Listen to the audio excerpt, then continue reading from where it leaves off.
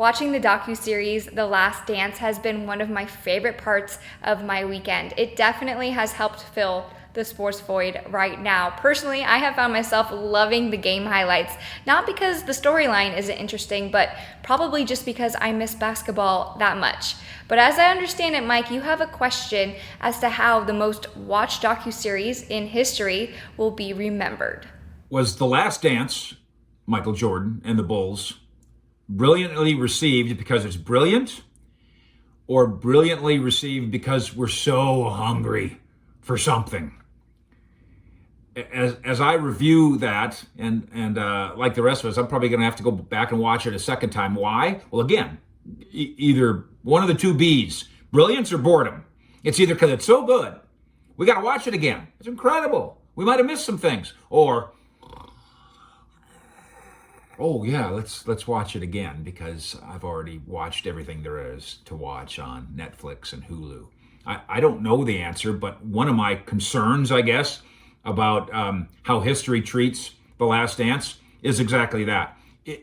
Is it great because it's so, in terms of sports, by itself?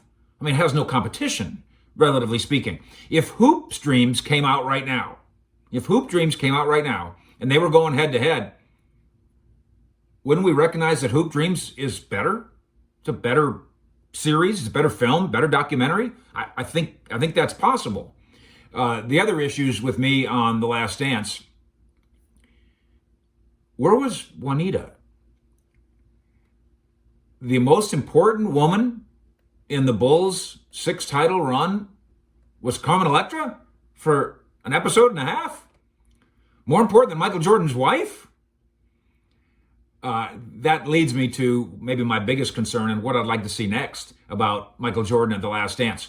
He obviously had creative control over it.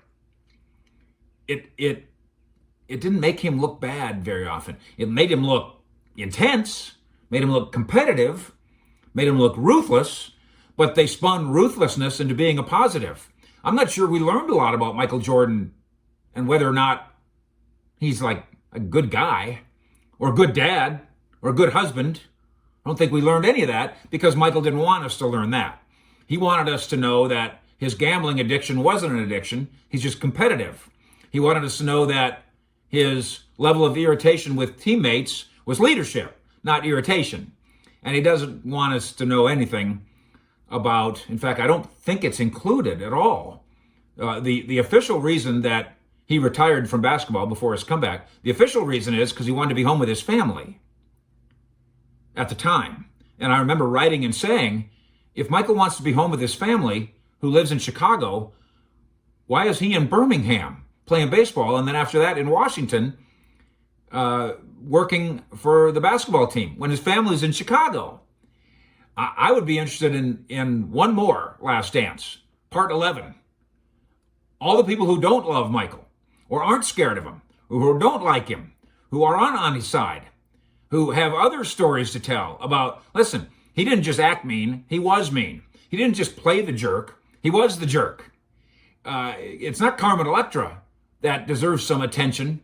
It's Michael Jordan's family because of what they put up with. A Last Dance that Michael Jordan doesn't produce or have contractual control over, bet you we'd watch that one too.